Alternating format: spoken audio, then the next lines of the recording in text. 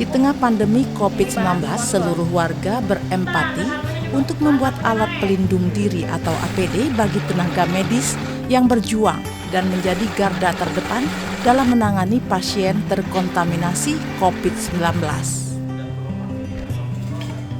Pembuatan APD ini cukup beralasan karena terbatasnya persediaan APD di rumah sakit maupun puskesmas. Sementara APD ini menjadi suatu alat yang digunakan untuk melindungi diri dari terpaparnya COVID-19.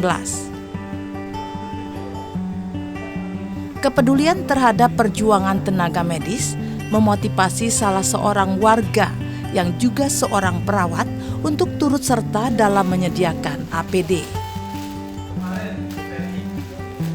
Dari hobi menjahit inilah Suzana berkreasi membuat APD sesuai keinginan para tenaga medis di tengah kesibukannya sebagai seorang perawat.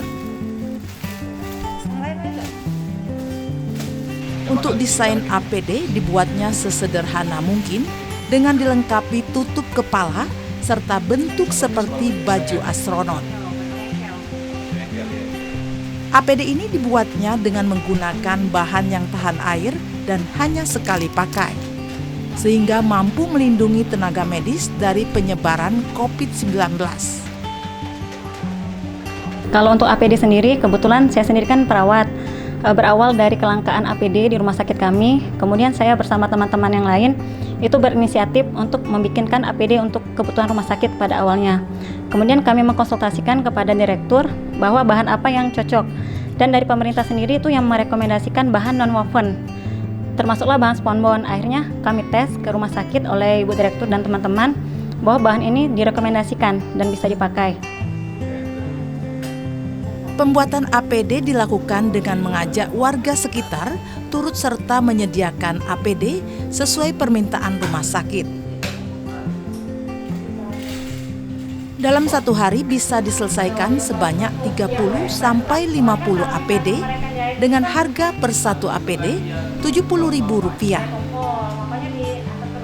Iya, alhamdulillah sejak ini kami bisa berbagi rezeki sesama penjahit yang lain. Jadi ya bagi-bagi rezeki lah. Ya karena kebutuhan rumah sakit ya kita juga mau membantu para perawat kan. Jangan sampai mereka kena virus gitu. Pembuatan APD terus dilakukan seluruh pengrajin maupun warga secara home industry. Karena APD ini dibutuhkan dalam memerangi dan mengantisipasi penyebaran COVID-19.